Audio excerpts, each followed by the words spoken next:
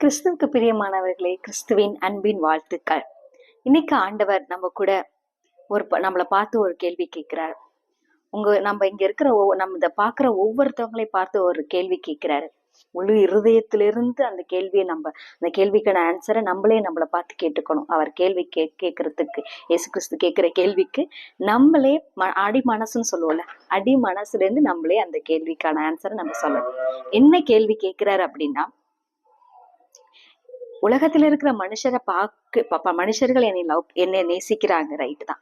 அவங்க எல்லாரும் நேசிக்கிறத பார்க்கலும் நீ என்ன நேசிக்கிறியா? உலகத்துல நிறைய மனிதர்கள் என்னை நேசிக்கிறாங்க, எனக்கு இயேசுவை பிடிக்கும், நான் இயேசுவை நேசிக்கிறேன், I am a lover of Jesus அப்படின்னு சொல்லிட்டு நிறைய பேர் சொல்றாங்க. சில பேர் வாயின் வார்த்தைகளா சொல்றாங்க, சில பேர் முழு இருதயத்துல சொல்றாங்க, சில பேர் அதை சொல்றது மட்டுமல்லாமல் அதை வெளிப்படையாக செய்தும் காட்டுகிறார்கள். இயேசுவை நேசிக்கிறோம் அப்படின்னா நம்ம ஆல்ரெடி இந்த வீடியோக்கு போட்டிருக்கிறோம், என்னில் நீ அன்பா இருந்தாயானால் என் கற்பனைகளை கைக்கொள் அப்படின்னு சொல்லிட்டு போட்டிருக்கு. ஸோ இயேசுவை நேசிக்கிறது அப்படின்னா அவருடைய கற்பனைகளை கைக்கொள்றது மூலமா தான் நம்ம இயேசுவை நம்ம நேசிச்சு காட்டுறோம் அப்படின்னு சொல்லிட்டு நம்ம அர்த்தம். ஓகேவா? ஸோ இன்னைக்கு ஆண்டவர் நம்மளை பார்த்து கேட்கிறாரு, அடி மனசுல இருந்து, அதாவது ஒரு அடி ஆழத்திலிருந்து மனசு ஆழத்திலிருந்து நான் உன்னை நேசிக்கிறேன் அப்படின்னு சொல்லிட்டு சொல்லுவேன். சோ அந்த மாதிரிதான் கேட்கிறாரு, நீ என்னை நேசிக்கிறாயா? நேசிக்கிறாயா அப்படிங்கறத சாதாரணமா கேட்காம, எல்லாரை பார்க்கலும், எல்லா மனுஷரும் என்னை நேசிக்கிறாங்க, அவங்கள பார்க்கலும் அவங்கள காட்டும் நீ என்னை நேசிக்கிறியா அப்படின்னு சொல்லிட்டு கேட்கிறாரு. அந்த பதிலுக்கு நாம என்ன ஆன்சர் வச்சிருக்கோம் அப்படிங்கறத. சோ இங்க அப்படிதான் ஒருத்தரை கேட்கிறாரு. எதனால அவர் கேட்கிறாரு? இயேசு கிறிஸ்து எதுக்காக அந்த நபரை எல்லாரும் பார்க்கலும் நீ என்னை நேசிக்கிறியான்னு ஏன் அப்படி கேட்கிறாரு? அவர் உண்மையிலேயே நேசிச்சாரா அப்படிங்கறதெல்லாம் நம்ம பார்க்க போறோம். ஓகேவா? யோவான் எழுதின சுவிசேஷம் 21ஆம் அதிகாரம் 15ஆம் வசனத்திலிருந்து நம்ம படிக்கலாம். 15, 16, 17. அவர்கள் போஜனம் பண்ணின பின்பு இயேசு சீமோன் பேதுருவை நோக்கி, யோனாவின் குமாரனாகிய சீமோனே, இவர்களிலும் அதிகமாய் நீ என்னிடத்தில் அன்பாய் இருக்கிறாயா என்றார். அதற்கு அவன், ஆம் ஆண்டவரே, உம்மை நேசிக்கிறேன் என்பதை நீர் அறிவீர் என்றான். அவர், என் ஆட்டுக்குட்டிகளை மேய்ப்பாயாக என்றார். 16ஆம் வசனம். 2ஆம் தரம் அவர் மறுபடியும் செகண்ட் டைம் கேட்கிறார். ஃபர்ஸ்ட் டைம் கேட்டாரு, ஃபர்ஸ்ட் டைம் எல்லாரும் பார்க்கலும் நீ என்ன நேசிக்கிறியா அப்படின்னு கேட்கிறாரு. சோ ஃபர்ஸ்ட் டைம், அதாவது நேசிக்கிறாயோ, சீமோன் பேதுரு அப்படிங்கிறது 12 சீஷர்கள்ல ஒருத்தர் தான் ஒரு பேதுரு. சோ 12 சீஷர்கள் இருக்கிறார். அவர் கேட்கிறார், இந்த 12 சீஷர்களை பார்க்கலும் நீ என்னை அதிகமாய் நேசிக்கிறாயா அப்படின்னு கேட்கிறாரு. சோ இது எப்ப கேட்கிறாரு, எந்த டயத்துல கேட்கிறாரு அப்படின்னா, இயேசு கிறிஸ்து சிலுவை பாடுகள் சுமந்து, சிலுவை சுமந்து கொல்கதா மலையில போய் சிலுவையில அரைஞ்சு 2 கையிலையும் அரைஞ்சு காணிகளால குத்தப்பட்டு மரித்து 3ஆவது நாள் உயிரோடு எழுந்ததுக்கு அப்புறமா கேட்கிறார். 3ஆவது நாள் உயிரோடு எழுந்ததுக்கு அடுத்த நாள் கேட்கல, அவரை 3ஆம் நாள் உயிரோடு எழுந்ததுக்கு அப்புறமா 40 நாள் அந்த சீஷர்களுக்கு தரிசனம் கொடுக்கிறாரு. சோ இதுல ஒரு நாள் தான், இது எத்தனாவது நாள் அப்படின்னு பாத்தீங்கன்னா 3ஆவது நாள். 3ஆவது நாள் சொல்ல முடியாது, 3ஆவது தரிசனம், 3ஆவது தடவையா தேர்ட் டைம் என்ன பண்றாரு, அந்த 12 சீஷர்களுக்கு, நாட் ஒன்லி 12 டிசைபிள்ஸ், 12 சீஷர்கள் அப்படிங்கிறது முக்கியமானவங்க. அதுல ஒரு 120 சீஷர்கள், இவங்களுக்கு எல்லாம் சேர்த்து 3ஆவது தடவையா என்ன பண்றாருன்னா தரிசனம் கொடுக்கிறார். அந்த 3ஆவது தடவையா தரிசனம் போய் சீஷர்களை போய் பாக்குறாரு. தரிசனம் மீன்ஸ் போய் அவங்கள நேரடியா போய் மரிச்சு உயிரோடு எழுந்ததுக்கு அப்புறம் 3ஆவது தடவை கொடுக்கறது, தேர்ட் டைம் கொண்டு போய் பாக்குறாரு. சீஷர்களை பார்க்கும்போதுதான் அவங்களுக்கு போஜனம் கொடுக்குறாங்க. சோ ஏன் இந்த தேர்ட் டைம்ல என்ன நடந்தது, எதனால அப்படி கேள்வி கேட்டார் அப்படின்னா, சோ பேதுருவை பார்த்து அன்பா இருக்கிறாயா அப்படின்னு கேட்கிறாரு. 3ஆவது தடவை போய் சீஷர்களை மரிச்சு உயிரோடு எழுந்து 3ஆவது தடவை ஃபர்ஸ்ட் டைம் செகண்ட் டைம் பாக்குறாரு, செகண்ட் டைம் பாக்குறாரு, தேர்ட் டைம் இந்த சிச்சுவேஷன்ல பாக்குறாரு. ஃபர்ஸ்ட் டைம் ஒரு சிச்சுவேஷன்ல பார்த்தாரு, தேர்ட் டைம் வேற சிச்சுவேஷன்ல பார்த்தாரு சீஷர்களை. 3ஆவது தடவை இன்னும் ஒரு புது சிச்சுவேஷன்ல சீஷர்களை பார்த்துட்டு அவர்களுக்கு அப்பத்தையும் மீனையும் கொடுத்துட்டு பேதுருவை பார்த்து 12 அவ்வளவு பேர் சிஷ்யர்கள் இருக்காங்க. அத்தனை பேர்ல இவரை மட்டும் ஒரு கொஸ்டின் கேட்கிறாரு. இங்க இத்தனை பேர் இருக்காங்கல்ல எனக்கு சிஷ்யர்கள், இவர்களை பார்க்கிலும் நீ என்னை அதிகமா நேசிக்கிற. இவங்க எல்லாம் நேசிக்கிறாங்க தான் எனக்கு தெரியும். ஆனா இவங்க எல்லாரையும் பார்க்கிலும் நீ நேசிக்கிறாயா அப்படி கேட்கிறாரு. ஏன் அப்படி கேட்கிறாரு? அதுவும் எத்தனை தடவை கேட்கிறாருன்னா 3 தடவை கேட்கிறாரு. ஏன் 3 தடவை கேட்கிறாரு அப்படின்னா, ஃபர்ஸ்ட் டைம் கேட்கிறாரு, ஆமா ஆண்டவரே நான் உங்களை நேசிக்கிறேன்றார். செகண்ட் டைம், 2ஆம் தரம் அவர் அவனை நோக்கி, யோனாவின் குமாரனாய சீமோனே, நீ என்னிடத்தில் அன்பாயிருக்கிறாயா அப்படின்னு கேட்கிறாரு என்றார். அதற்கு அவன், ஆமா ஆண்டவரே நான் நேசிக்கிறேன் அப்படின்னு சொல்றாரு. அடுத்து 3ஆவது தடவை சொல்றாரு, கேட்கிறாரு அதே கொஸ்டின், யோனாவின் குமாரனாய சீமோனே. ஸோ ஒவ்வொரு சில டைம் நம்ம என்ன பண்ணுவோம், ஃபர்ஸ்ட் டைம் கேட்கும்போது அதே ஆன்சர் தான், செகண்ட் டைம் கேட்கும்போது அதே ஆன்சர் தான் கொடுப்போம், தேர்ட் டைம் கேட்கிறப்ப நம்ம அதே ஆன்சர் தான் கொடுப்போம். ஆனா கொஞ்சம் மனசுக்குள்ள போய் ஆழ மனசுக்குள்ள போய் உண்மையாவே நம்ம பண்றோமா அப்படிங்கறத, ஒரு எந்த விஷயமா இருந்தாலும் செகண்ட் டைம் ஃபர்ஸ்ட் டைம் நம்ம அப்படின்னு கொஞ்சம் ஒரு மேலோட்டமா பார்த்துட்டு போயிடுவோம். இதே நம்ம தேர்ட் டைம் ஃபோர்த் டைம் போனோம்னா நம்ம அந்த அந்த விஷயத்த நம்ம என்ன பண்ணுவோம், மனசுக்குள்ள கொண்டு போய் அதை நம்ம யோசிக்க ஆரம்பிப்போம். அதுதான் எதை சீமோன் பேதுரு பண்றாரு. ஃபர்ஸ்ட் டைம் ஆமா ஆண்டவரே கேஷுவலா சொல்லிட்டார், செகண்ட் டைம் கேஷுவல் சொல்லிட்டார், தேர்ட் டைம் அது அந்த வார்த்தை அவருடைய மனசுக்குள்ள போய் யோசிக்கார். நான் உண்மையிலேயே இயேசுவை நம்ம அதிகமா நேசிக்கிறோமா, இவங்களை பார்க்கல நேசிக்கிறோமா அப்படின்னு சொன்ன உடனே அதுக்கு அவர் ஆன்சர் கொடுக்கிறாரு. என்னை நேசிக்கிறாயா என்று அவர் 3ஆம் தரம் தன்னை கேட்டபடியினாலே பேதுரு துக்கப்பட்டு, ஏன் துக்கப்படுறாருன்னா அவர் அதிகமா நேசிக்கல, இவங்க எல்லாரையும் பார்க்கலும் அவர் அதிகமா நேசிக்கல. நான் உண்மை நேசிக்கிறேன் என்பதை நீர் அறிவீர் அப்படின்னு சொல்லிட்டு எல்லாருக்கும் முன்னாடி தன்னை நான் உங்களை நேசிக்கலப்பா அப்படிங்கிறத மேலோட்டமா அப்படியும் சொல்லி நம்ம அவர் சொல்ற பதில என்ன பண்ணிக்கிறாரு, நம்ம அப்படி தெரிஞ்சுக்க வேண்டியதான். அவர் நேசிக்கல, ஆண்டவரை அதிகமா நேசிக்கல, இவங்க எல்லாரையும் பார்க்கல. இயேசுவை நேசிச்சாரு, நேசிக்கலன்னு சொல்லல, இயேசுவை நேசிச்சார். ஆனா அவங்க கூட இருக்கின்ற அத்தனை சீஷர்களை பார்க்கிலும் இவர் அதிகமா நேசிச்சாரா அப்படின்னா இல்ல. அதைத்தான் அவர் கேட்க வர்றாரு, அதைதான் அவர் வாயாலவே சொல்ல வர்றாரு. அதுக்கப்புறம் தான் அவர் ஸ்ட்ரைக் ஆகுது, நம்ம நேசிக்கல அதனாலதான் ஆண்டவர் கேட்கிறாரு அப்படின்னா அவருடைய இருதயத்திலிருந்து ஆடி மானசத்திலிருந்து அவர், உங்களுக்கு தெரியும் ஆண்டவரே நான் எப்படி நேசிக்கிறேங்கிறது, அதை அவர் சொல்லாம சொல்றாரு. நான் உங்களை அதிகமா நேசிக்கல அப்படிங்கிறது தான் என்ன பண்றாரு, வெளிப்படையா அதை சொல்லாம உங்களுக்கு தெரியும் நான் எப்படி உங்களை நேசிக்கிறேங்கிறது உங்களுக்கு தெரியும் அப்படிங்கிறது தான் பேதுரு நீர் அறிந்திருக்கிறீர் அப்படின்றார். ஏன் அப்படின்னா இந்த பேதுரு சீமோன் ரொம்ப எமோஷனலான கேரக்டர், ரொம்ப எமோஷனல், எல்லாத்துக்குமே ரொம்ப ஒவ்வொரு எமோஷனல் பயப்படுவாரு, இது பண்ணுவாரு, அன்புலையும் சரி கோவத்திலையும் சரி ரொம்ப எமோஷனலான கேரக்டர். எப்படி அப்படின்னு கேக்குறீங்க அப்படின்னா, இயேசு கிறிஸ்து உயிரோடு இருக்கும்போது அவங்க கூட இருக்கும்போது சொல்லுவார், இந்த மாதிரி நான் பாடுபட போறேன், சிலுவையில அறைய போறேன், என்னை சிலுவையில அறைய போறாங்க, என்னை கூட்டிட்டு போயிட்டு சிலுவை பாடுகள், சிலுவையை சுமக்க வச்சு என்னை கொலை பண்ண போறாங்க அப்படின்னு சொல்லிட்டு அவர் கூட இருக்கும்போதெல்லாம் சொல்லுவார். அப்ப சீமோன் பேதுரு சொல்லுவான், ஆண்டவரே நான் உங்களை அப்படி விட மாட்டேன், உங்களுக்கு அப்படி நடக்கக்கூடாது, அப்படி நடக்கவும் நான் இருக்கிற உயிரோடு இருக்கிறேன், அதான் உங்களுக்காக நான் உயிரை கூட கொடுப்பேன், நான் உங்களுக்காக உயிரை கூட கொடுப்பேனே தவிர உங்களை நான் சாக விட மாட்டேன் அப்படின்னு சொல்லிட்டு ஒரு எமோஷனலா ஒரு வேர்டை சொல்லிடுறாரு. அப்பதான் இயேசு கிறிஸ்து சொல்லுவாரு, சீமோன் பேதுரே நீ எனக்காக உயிரை கொடுப்பியா, நான் இப்ப என்னை சிலுவையில சுமக்கிறதுக்காக என்னை புடிச்சிட்டு போறாங்க, உன் கூடவே இருக்கிற யூதாஸ் காரியத்தை ஒருத்தன் காட்டி கொடுத்து என்னை கூட்டிட்டு போறாங்க சிலுவையில அறையறதுக்கு. அப்ப என்ன பண்றாரு, சிலுவையில கூட்டிட்டு போறதுக்கு போறாங்க. அப்ப நீ என்ன பண்ணுவ, நான் என்னை தெரியுங்கிறதே நீ என்ன பண்ண போற, 3 தடவை நீ மரியாதைக்க போ, சேவல் குகிறதற்கு முன்னே 3 தடவை என்னை மறுதளிக்க போகிறாய், நீ எனக்காக உயிரை கொடுப்பியா அப்படின்னு சொல்லிட்டு சொல்லுவாரு. அப்புறம் உடனே அவர் சொன்ன உடனே அவரு போயிடுறாரு. அதே மாதிரி இயேசுவ கெத்சமனே தோட்டத்துல போய் பிடிக்க போறப்ப பிடிச்சிட்டு கொண்டு போய் ராஜாக்கள் வீட்டுல கொண்டு போய், ராஜா வீட்டுல, பிலாத்து வீட்டுல, ஆசாரியர் வீட்டுல கொண்டு போய் அந்த இயேசு கிறிஸ்துவ கொண்டு போய் நியாயம் தீர்க்கிறதுக்காக கூட்டிட்டு போறாங்க, சிலுவையில அறையறதுக்கு வைக்கிறதுக்காக கூட்டிட்டு போறாங்க. அப்ப கூட்டிட்டு போற இடத்துல எல்லாம் கேக்குறாங்க மனிதர்கள், அங்க இருக்கிற சுற்றி இருக்க மனிதர்கள், வேலைக்காரவங்க, ஊழியக்காரவங்க எல்லாம் இருக்கிற அதிகாரிகள் எல்லாம் கேக்குறாங்க, நீயும் இயேசு கூட இருந்தவர் தானே அப்படின்னு கேக்குறாங்க பேதுருவை பார்த்து. எங்கடா நம்மளையும் கொண்டு போய் சிலுவையில அறைய வச்சிட போறாங்களேன்னு பயந்துட்டு, எனக்கு இவரை யாருன்னே தெரியாதுன்னு சொல்லிட்டு அவர் சொன்ன மாதிரி, இயேசு கிறிஸ்து சொன்ன மாதிரியே இயேசு கிறிஸ்துவ யாருன்னே எனக்கு தெரியாது அப்படின்னு சொல்லிட்டு 3 தடவை மறுதளிக்கிறான். 3 தடவை மறுதளிக்கிற மீன்ஸ் யாருன்னே தெரியாது அப்படிங்கிறத என்ன பண்றாரு, ஒரு துரோகம் பண்றாரு. உன்னை யாருன்னே எனக்கு தெரியாது போ அப்படின்னு நம்ம சொல்றா ஒரு நம்பிக்கை துரோகம் தானே.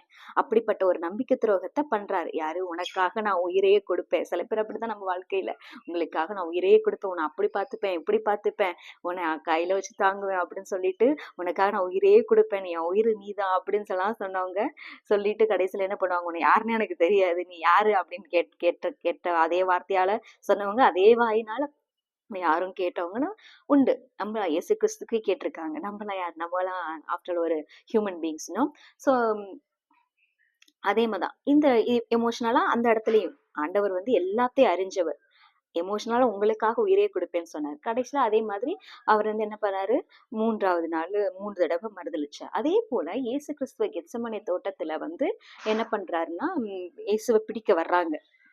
கை களமா பிடிக்க வர்ற டயத்துல இந்த பேதுரு என்ன பண்றான், அங்கே ஒரு எமோஷனல் சீன் கிரியேட் பண்ணி எமோஷனல் ஆகி என்ன ஆஹ் பேதுரு என்ன பண்றாரு, இயேசுவை பிடிக்க வரியா அப்படின்னு சொல்லிட்டு என்ன பண்றாரு, ஒரு ரொம்ப ஓவரா எமோஷனல் ஆகி அங்க வரைக்கும் அவருக்கு பயம் இல்லை. அந்த கெத்செமனே தோட்டத்துல இயேசு கிறிஸ்து இருந்ததுனால பயம் வரல. அதனால என்ன பண்ணிட்டான், கையில வச்சிருந்த கத்திய எடுத்து அந்த இயேசு கிறிஸ்துவ பிடிக்க வந்தாருல அவருடைய காதை என்ன பண்ணிட்டாரு, வலது காதை வந்து அருந்து விழுகிற மாதிரி வெட்டிட்டார். எமோஷனல், அதுவும் டக்கு டக்குன்னு எடுக்கிற முடிவு. எமோஷனலா எடுக்கிற முடிவுகள் எதுவுமே வந்து நம்ம வாழ்க்கையில வந்து நம்ம வாழ்க்கைய ஒரு நல்ல நிலைமைக்கு கொண்டு போகாது. என்னைக்குமே நம்ம ஒரு நல்ல விஷயமா இருந்தாலும் சரி, கெட்ட விஷயமா இருந்தாலும் அது எல்லாருக்குமே தெரிஞ்ச விஷயம் தான். ஸோ அதனால நான் சொல்றேன், ஒரு எமோஷனலான ஒரு விஷயத்த எமோஷனலா இருக்கிற டயத்துல நம்ம எந்த ஒரு டிசிஷனையும் நம்ம எடுக்கக்கூடாது. அது நல்ல விஷயமா இருந்தாலும் சரி, கெட்ட டிசிஷனா இருந்தாலும் சரி, எதுவாக இருந்தாலும் நம்ம கொஞ்ச நேரம் அந்த எமோஷனலா இருக்கிற டயத்தை விட்டுட்டு நம்ம எடுத்தோம்னா அந்த டிசிஷன் ஒரு நல்ல டிசிஷனாக இருக்கும். ஸோ எல்லா இடத்துலயுமே இவன் வந்து ஒரு டிசிஷனை ஒரு எமோஷனலா ஒரு டிசிஷன் எடுத்துறான். ஸோ வலது காதை அந்த ஊழியக்காரர் அந்த இயேசுவை பிடிக்க வந்தவருடைய காதை வந்து என்ன பண்றான், வலது காதை வெட்டி வலது காது கீழே வந்து திரும்ப ஆண்டவர் இயேசு கிறிஸ்து இவன் பண்ற எமோஷனலுக்கெல்லாம் ஆண்டவர் தான் என்ன பண்றாரு, அந்த ப்ராப்ளத்தை சால்வ் பண்றாரு. அந்த மறுபடியும் அந்த காதை எடுத்து இயேசு கிறிஸ்து தன்னை பிடிக்க வந்து ஏதாவது கொலை பண்ற இயேசு கிறிஸ்துவ கொலை பண்ணுறதுக்காக வந்த அந்த ஊழியக்காரருடைய காதை என்ன நீ கொலை பண்ண வந்து நம்மள என்ன நினைப்போம், என்ன கொலை பண்ண வந்தல அதனாலதான் உனக்கு இப்படி நடந்துச்சு நம்ம என்ன பண்ணிருப்போம், எஸ்கேப் பண்ணி போயிருப்போம். ஆனா அவர் பண்ணல. வலது காதை வெட்டினோன்னு அந்த காது கீழே விழுந்துருச்சு. அதை விழுந்த காதை எடுத்து மறுபடியும் ஒட்ட வைக்கிறார், அற்புதம் செய்யறாரு. அங்கேயும் ஒரு அதிசய அற்புதத்தை செய்யறாரு இயேசு கிறிஸ்து. அதுதான் நம்ம இயேசு கிறிஸ்து, அன்பான இயேசு கிறிஸ்து. சோ எல்லா இடத்துலயும் எமோஷனல் ஆகுறாரு. அதுக்கு ஸோ இந்த மாதிரி எமோஷனல் ஆகி தான் என்ன பண்றாரு. ஸோ இந்த எமோஷனல் ஆன இந்த இவர் தான் வந்து பேதுருவை தான் ஆண்டவர் கேட்கிறாரு, நீ என்னை இவங்க எல்லாரையும் பார்க்கிலும் நேசிக்கிறாயா? ஸோ எமோஷனல் அத பேதுரு எப்படி இயேசு மேல அன்பா இருந்தாரு அப்படின்னா, எமோஷனலா அன்பா இருப்பாரு. சில பேர் அப்படிதான். நம்ம என்ன பண்றோம், சர்ச்ல கேட்கிற வசனங்கள், வார்த்தைகள் நமக்கு ரொம்ப ஒரு கூஸ் பம்ப் ஆகி நமக்கு எமோஷனல் ஆகி அதுல நான் இயேசுவை நேசிக்கிறேன், நான் இயேசுவை பின்பற்றுவேன் அப்படின்னு சொல்லிட்டு நம்ம ஒரு முடிவு எடுக்க ஆரம்பிச்சிரும். சில பேர் அப்படிதான் என்ன பண்ணுவாங்க, தப்பா எடுத்துக்க வேண்டாம். சில பேர் ஹிந்துல இருந்து கன்வெர்ட் ஆகணும், இயேசு கிறிஸ்துவ நான் மதம் மாற போறேன் அப்படின்னு சொல்லிட்டு மதம் மாற போறேன்னு சொல்லிட்டு நான் கன்வெர்ட் ஆக போறேன், இயேசுவை நேசிக்க போறேன், சர்ச்சுக்கு போறேன், இனிமே இயேசுடைய நான் ஃபாலோவர்ஸ் ஆக போறேன்னு ஒரு எமோஷனல்ல போயிட்டு என்ன பண்ணிடுறாங்க, வேக வேகமா போயிட்டு சர்ச்சில் போயிட்டு ஞானஸ்தானம் எடுக்கிறது, இந்த மாதிரிலாம் எமோஷனல்ல போய் பண்றாங்க. ஆனா அதுக்குள்ள அந்த சபைக்குள்ள போய் அதுக்குள்ள நம்ம கிறிஸ்தவர்களா ஒரு நல்ல கிறிஸ்தவனா உண்மையான கிறிஸ்தவனா உள்ள போகும்போதுதான் அவங்களுக்கான அந்த வழி, அந்த பாதையோடைய கடினமான பாதை அப்படி அவங்களுக்கு தெரிய ஆரம்பிச்சோன்னே, என்ன கடினமான பாதை ஆனாலும் பரவாயில்ல நான் இயேசுவை பின்பற்றுவேன் அப்படின்னு நினைச்சு வர்றவங்க அதை கடைசி வரைக்கும் ஃபாலோ பண்றாங்க. ஆனா எமோஷனலா வந்து இயேசுவை ஃபாலோ பண்றாங்க பாருங்க, ஒரு கிறிஸ்தவனா மாறுறாங்க பாருங்க, அவங்க வந்து பாதியிலே போயிடுறாங்க. பாதியிலே பேக் அடிச்சுட்டு மறுபடியும் என்ன பண்றாங்க, அவங்க எப்படி இருந்தாங்களோ கேட்பாங்க. நிறைய பேர் கேட்பாங்க, என்னப்பா கிறிஸ்துவ நான் போய் சர்ச்சுக்கெல்லாம் போனேன், இப்ப நான் நிறுத்திட்டேன் அப்படின்னு கேட்பாங்க. எதனால அப்படின்னா, இந்த மாதிரி இந்த மாதிரியானதான் ஒரு எமோஷனலா போய் முடிவு எடுத்துட்டு போறது. சோ இந்த மாதிரிதான் இவன் வந்து இந்த பேதுரு வந்து ஒரு எமோஷனல் லவர். எமோஷனலா தான் இயேசுவை நேசிச்சானே தவிர ஒரு அடி மனசுல இருந்து அவன் நேசிக்கல. அதே போலதான் அதுக்கப்புறம் என்ன பண்ணிட்டான், இயேசுவை நான் உனக்காக நான் உயிரையே கொடுப்பேன் இயேசுவே அப்படின்னு சொல்லிட்டு, நான் உங்களுக்காக உயிரையே கொடுப்பேன்னு சொல்லிட்டு இயேசு கிறிஸ்து மரிச்சு போன உடனே இயேசு உயிரோட இருக்கிற வரைக்கும் மட்டும் மேபி உயிரோடு இருக்கும்போது கூட இயேசுவை யாருன்னு தெரியாது அப்படின்னு சொல்லிட்டு மறுதளிச்சுட்டு வந்துட்டான். ஆனா அதுக்கப்புறமா அவன் சேவல் கூறினோன்னா அவனுக்கு ஆஹா ஜீசஸ் சொன்னாரே, நம்ம சேவல் கூறுறதுக்கு முன்னாடி 3 தான் நம்ம மறுதளிப்போம் அப்படின்னு சொன்னாரே, மறுதளிச்சிடமே, உண்மையிலே இவர் உண்மையிலே இரட்சகர் தான் அப்படின்னு சொல்லிட்டு அப்ப உண்மையிலே அவன் என்ன பண்றான் மனசுக்குள்ள இப்பயும் அவன் எமோஷனல் ஆகி நேசிக்க ஆரம்பிச்சு அப்பயும் ஒரு எமோஷனல் ஆகி அவன் கண்ணு விட்டு என்ன பண்றான், அழுகுறான். அப்பயும் அவனுக்குள்ள அழுக வருது. அப்பயும் அந்த வார்த்தை உள்ள மனசுக்குள்ள போகல. இவர்தான் ஜீசஸ் கிரைஸ்ட், அதாவது இவர்தான் உண்மையான இரட்சகர், உண்மையான ஆண்டவர். இவருக்காக நம்ம இவருக்காக உண்மையிலே உயிரை வாழணும், நம்மளுடைய வாழ்க்கையை கொடுக்கணும் அப்படின்னு சொல்லிட்டு அப்ப கூட அவன் அடிமனசுல இருந்து நினைக்கல. அப்பயும் எமோஷனல் ஆகி தான் அழுகுறான். தப்பு பண்ணிட்டோமே, ஆண்டவருக்கு துரோகம் பண்ணிட்டோமே, ஆண்டவருக்கு நம்பிக்கை துரோகம் பண்ணிட்டோமே, ஆண்டவர் யாருன்னு தெரியாதுன்னு சொல்லிட்டோமேன்னு அப்பயும் எமோஷனலா தான் அழுகுறான். அப்ப ஆண்டவரே நான் உங்களுக்காக நான் வாழ்றேன் ஏசப்பா, என் வாழ்க்கையை உங்களுக்கு கொடுத்துறேன் அப்படின்னு அவன் வாயில இருந்து சொல்லல. என்னை மன்னிச்சிடுங்கன்னு சொல்லிட்டு போய் அழுதுட்டு அதோட விட்டுறான்.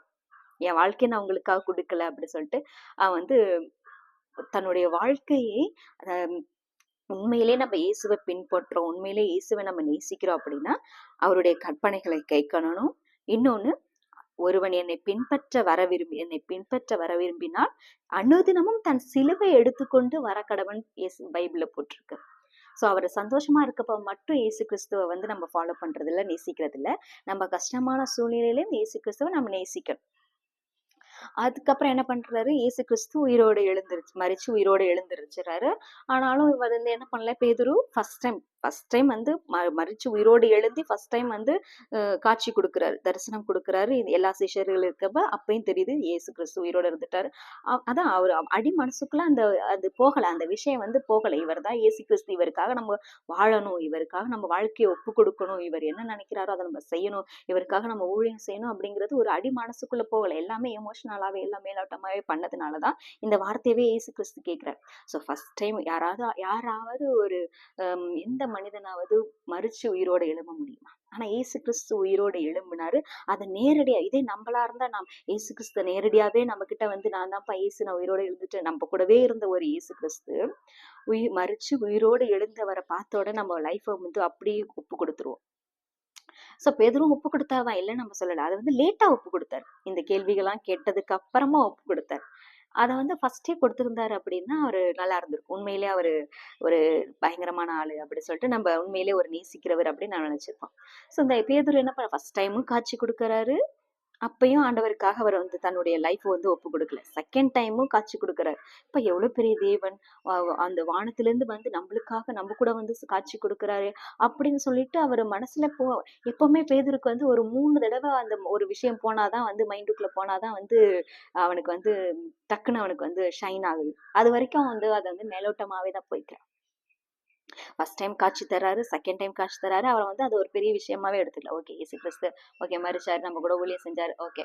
ஒரு நம்ம கூட இருந்த மனிதர், நம்மளை நேசிச்ச ஒருத்தர், நம்மளுக்கு எல்லாத்தையும் பார்த்துக்கிட்ட நமக்கு சாப்பாடு எல்லாமே கொடுத்த உணவர் மரித்து போயிட்டாரு. மரிச்சு மறுபடியும் 3ஆம் நாள் உயிரோடு இருந்துட்டாரு. இவர் தான் உண்மையான கடவுளை, இவர் உண்மையிலே கடவுள் தான்ப்பா, இவர் நம்ம ஃபாலோ பண்ணணும்னு தன்னுடைய வாழ்க்கையே வேற ஒருத்தவங்களா இருந்தா ஒப்பு கொடுத்துருப்பாங்க. இவர் ஒப்பு கொடுத்தாரு, ஆனா லேட்டா ஒப்பு கொடுத்தாரு. எப்ப?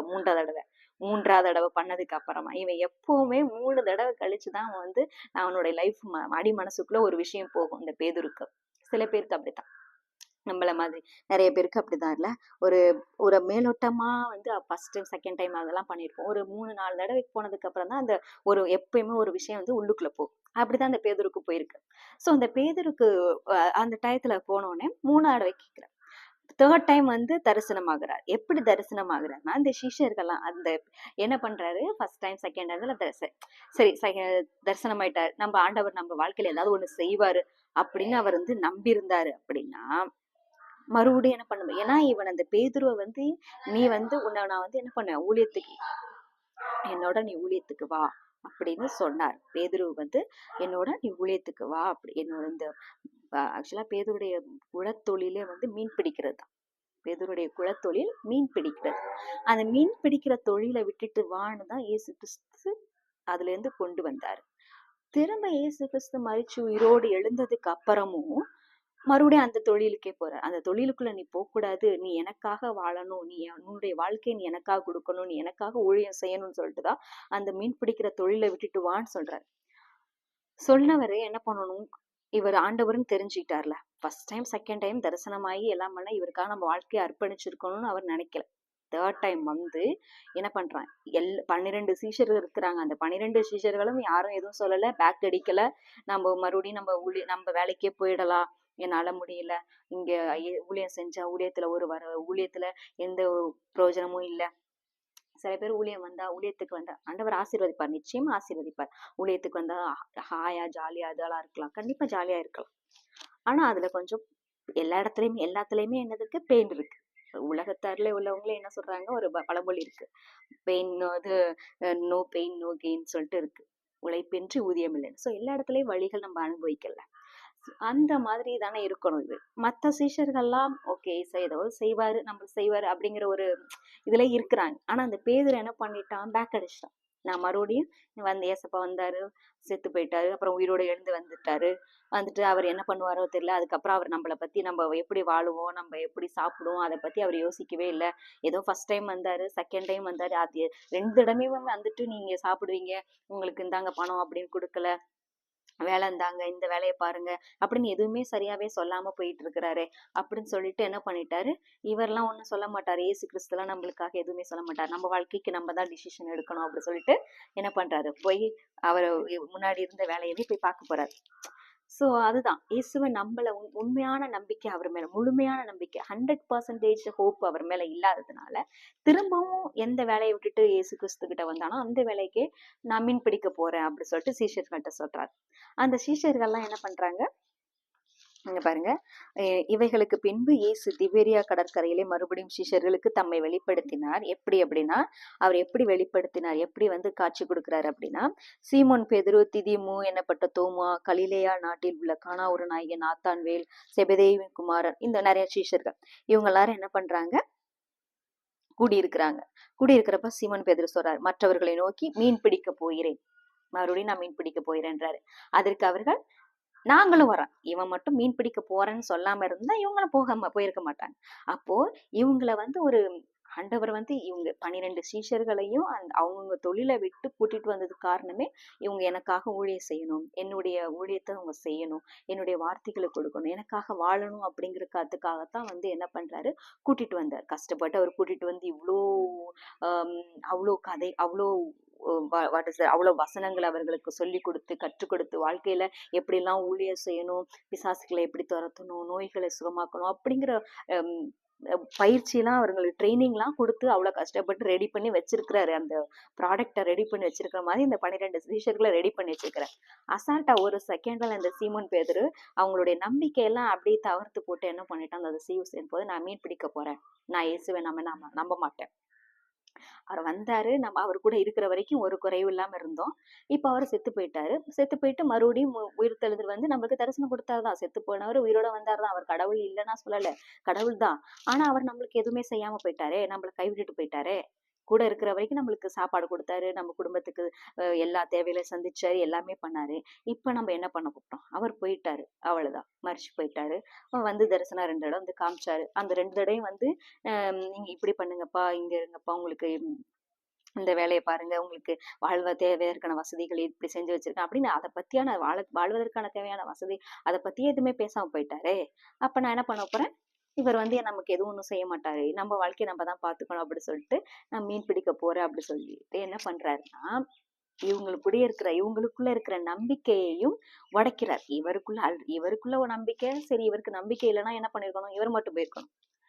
கூட இருக்கிறவங்களையும் நம்பிக்கையும் உடைச்சு, சில பேர் அப்படித்தான், தனக்குள்ள நம்பிக்கை இல்லைங்கிறதுக்காக, தனக்குள்ள தான் இயேசுவை நம்பல அப்படிங்கிறதுக்காக என்ன பண்றான், அவரெல்லாம் நம்பாதீங்க, அவரு மோசமான ஆளு, அவரை நம்பினோம்னா நடுத்தெருவுல நிக்கணும், அவரை நம்பினோம்னா இப்படிதான் நம்ம லைஃப்ல நிறைய பிரச்சனைகள் வரும், அவரை நம்ம ஞானஸ்தானம் எடுத்தா, சில பேர் ஞானஸ்தானம் எடுத்ததுல இருந்தா எனக்கு பிரச்சனை, இயேசு கிறிஸ்துக்குள்ள வந்ததுல இருந்தா எனக்கு பிரச்சனை, அதுக்கு முன்னாடி எல்லாம் அவங்களுக்குள்ள வர பிரச்சனையே இல்லாத மாதிரி பேசிப்பாங்க.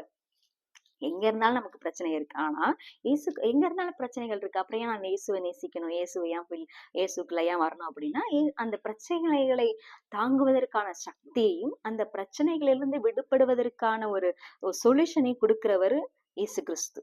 அந்த மன பக்குவத்தை, மன தைரியத்தை கொடுப்பாரு. அது மட்டுமல்லாமல் அதற்கான சொல்யூஷனை கொடுப்பாரு. சோ அப்படிப்பட்ட இயேசு கிறிஸ்துவ என்ன பண்ணிட்டு வரான், இவன் வந்து நான் மீன் பிடிக்க போறேன், இயேசுவை நான் நம்பல, அவ்வளவுதான், போயிட்டாரு, அவர் போயிட்டாரு, இனிமே நம்ம வாழ்க்கை நம்ம தான் பாத்துக்கணும்னு அவர் போறான். கூடவே இவங்களையும் கூட்டிட்டு போறான். நான் கூட்டிட்டு போறான்னா இவங்க நாங்களும் மீன் பிடிக்க வரோம். இவன் மட்டும் நான் மீன் பிடிக்கல, நான் மீன் பிடிக்க மாட்டேன், இயேசு கிறிஸ்து என்னை வந்து ஊழியத்துக்கு தான் அழைச்சாரு, அவருடைய லைஃபுக்காக வளைச்சாரு, நான் என்னுடைய வாழ்க்கையை அவருக்கென்று நான் ஒப்பு கொடுத்துட்டேன். சோ அவர் மறிச்சுட்டாரு, உயிரோட இருந்துட்டாரு, 3 தடவை தரிசனம் கொடுத்தாரு. அப்ப நான் இதுக்கப்புறமும் நான் அவருக்காக தான் வாழுவேன் அப்படின்னு அவன் சொல்லியிருந்தானா, இங்க கூட இருக்கிறவங்களும் என்ன பண்ணிருப்பான், இவர் பரவாயில்ல பேதுரு சொல்லிட்டான், நம்மளும் இவர் கூடவே சப்போர்ட் பண்ணுவோம் அப்படின்னு இருந்திருப்பாரு. ஏன் அப்படின்னா பேதுருங்கிறது வந்து ஒரு முக்கியமான ஆளு.